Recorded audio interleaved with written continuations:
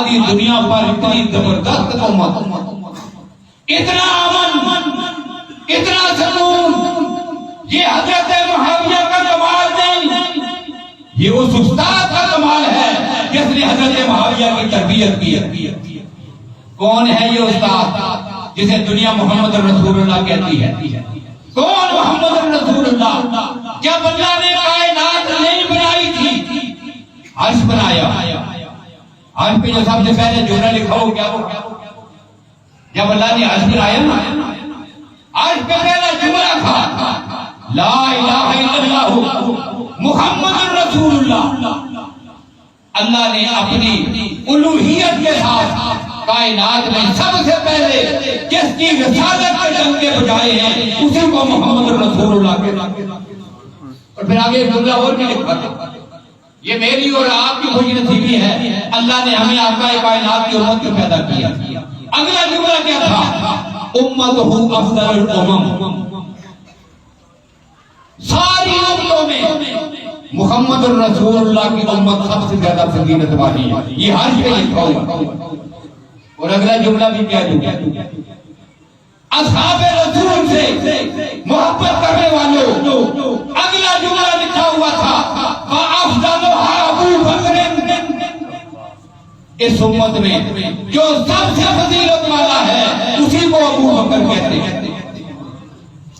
یہ اللہ نے ان کی عظمت کے ڈنکے اسی دن بجا دیا۔ اور کون محمد رسول اللہ صلی اللہ علیہ وسلم؟ کون؟ اللہ نے حضرت آدم کو جب زمین پہ بھیجا تھا علیہ السلام، آگے حضرت آدم علیہ السلام زمین پر جنت سے نکالے گئے، زمین پہ آگے۔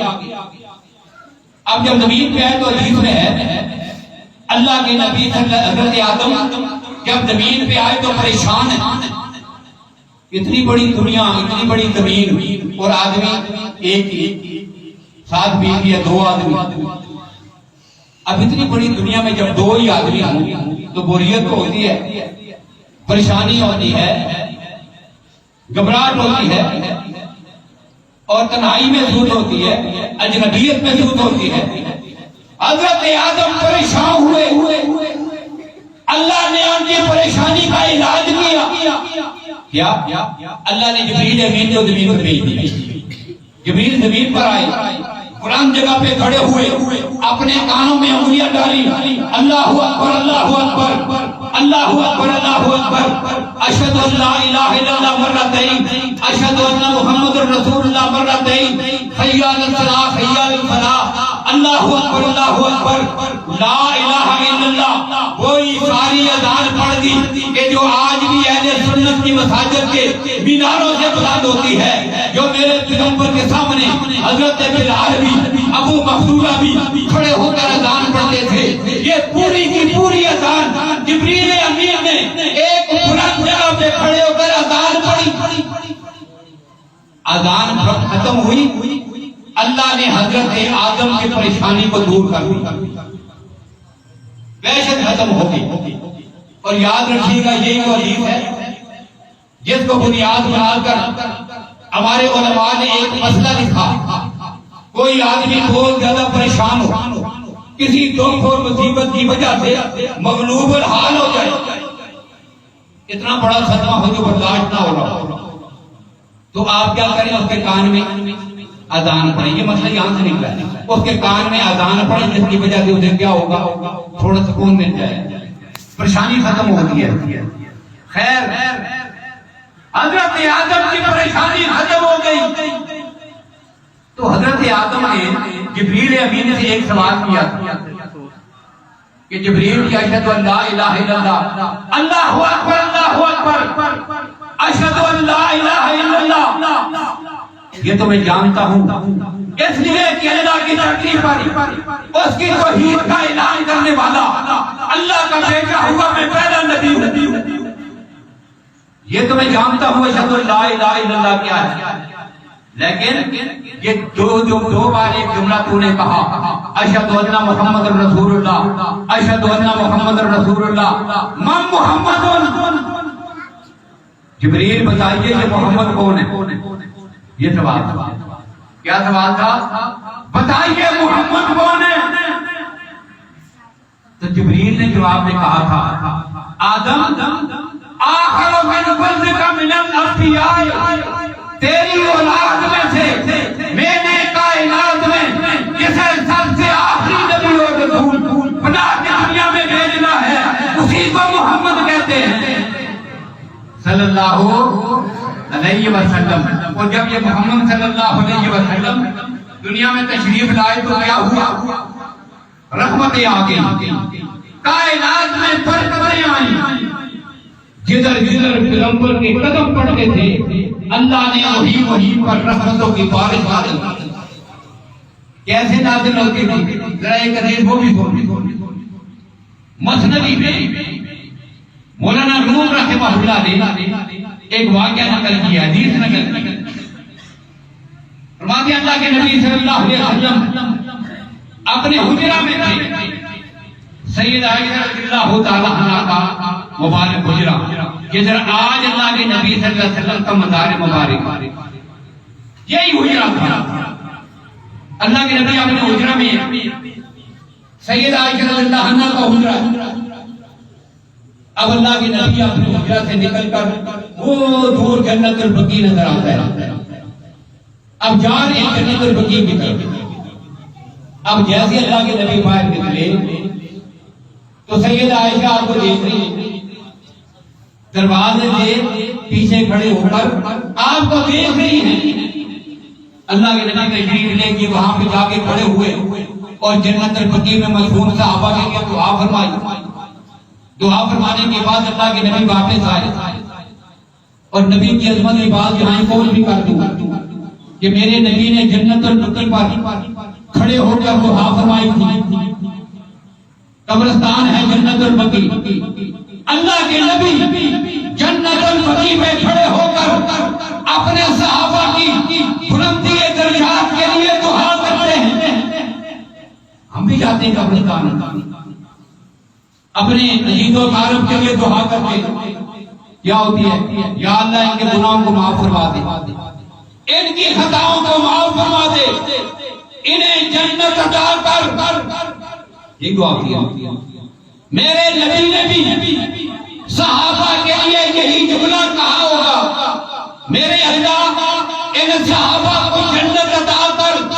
اور میرے نبی کی عظمت کیا ہے؟ اللہ نے کہا میرے محبوب نے جنت عطا کروں یا جنت کو اٹھا کے مدینے میں رکھ دوں، انہیں جنت میں بھیجوں یا جنت میں اٹھا کے مدینے میں لے آؤں۔ آج اس قبرستان کو کیا کہتے ہیں؟ اسے جنت البقیع کہتے ہو۔ میرے نبی نے جس قبرستان پہ کھڑے ہو کر دعا مانگی ہے، رب نے قبرستان کو ہی جنت بنا دیا ہے۔ میرے نبی کے پاؤں لگے ہیں، ماں بین بیتی و منبری روضۃ من ریاض الجنہ، جدھر جدھر پیغمبر کے قدم لگتے تھے اللہ نے اسے ریاض الجنت بنا دیا۔ یہ رحمت والا پیغمبر۔ خیر اللہ کے نبی تشریف لے گئے، جنت البقیع میں دعا فرمائی، واپس تشریف لے آئے، کافی وقت لگا۔ اور سیدہ عائشہ فرماتی ہیں جیسے اللہ کے نبی نے باہر قدم رکھا تھا اس وقت سے لے کر واپس آنے تک زور کی بارش ہوئی، جیسے قدم باہر رکھا نا قدم مبارک، بارش ہوئی، طوفانی بارش میں دیکھ خوب بارش، اور اللہ کے نبی سے بارش بھی جا رہی ہے، کھڑے ہو کے سکون آرام سے دعا فرمائیے، پھر اسی بارش میں واپس چلتے ہوئے آ گئی۔ اور جیسے ہی اللہ کے نبی نے میرے حجرہ میں اندر قدم رکھا، میں نے فوراً اپنا ہاتھ پیغمبر کے مبارک کندھے پہ رکھا، میں نے کہا یا رسول اللہ آپ تو بھیگ کے ہوں گے، لیکن یہ دیکھ کر میں حیران رہ گئی پیغمبر کے جسد اندر پہ پانی کا ایک قطرہ بھی نہیں، ایک قطرہ بھی نہیں۔ اور میرے نبی کو بھی اللہ نے عجیب معجزات دیے، وہ الگ ایک قربان ہے۔ میرے نبی کے معجزات کیا ہیں، میرے نبی کے کمالات کیا ہیں، میرے نبی کا حسن و جمال کیا ہے، یہ الگ چیزیں ہیں، اور ایک ایک چیز الگ تقریر کے وقت کے متقاضی ہے۔ الگ قرآن پر الگ گفتگو ہو، جمال مصطفیٰ پہ گفتگو الگ ہو، کمالات مصطفیٰ پہ الگ گفتگو ہو، پیغمبر کے سنات پر الگ گفتگو ہو، اور سیرت طیبہ پہ الگ ہو، پیغمبر کے رویوں پہ الگ۔ یہ ساری چیزیں اللہ کے، یہ کوئی ایک محفل میں بات نہیں ہو سکتی۔ خیر اللہ نے اپنے نبی کو جو معجزات دیے نا، وہ 1,24,000 نبیوں کو جتنے معجزے دیے، جتنے کمال دیے ہیں، ان سے کہیں بڑھ کر اکیلے اللہ نے اپنے نبی کو عطا کیا جو ان نبیوں کو بھی نہیں دیے۔ اللہ کے نبی انبیاء کی قبروں کے قریب سے گزرے، معراج کے سفر میں اللہ کے نبی گزرے۔ حدیث میں ہے اللہ کے نبی فرماتے ہیں مررت بقبر موسیٰ، کہ میں حضرت موسیٰ کی قبر کے قریب سے گزرا، وَهُوَ قَائِمٌ يُصَلِّي فِي قَبْرِهِ، میں نے دیکھا حضرت موسیٰ اپنی قبر میں کھڑے ہو کے نماز پڑھ رہے۔ اب یہاں پر ایک جملہ کہتا ہوں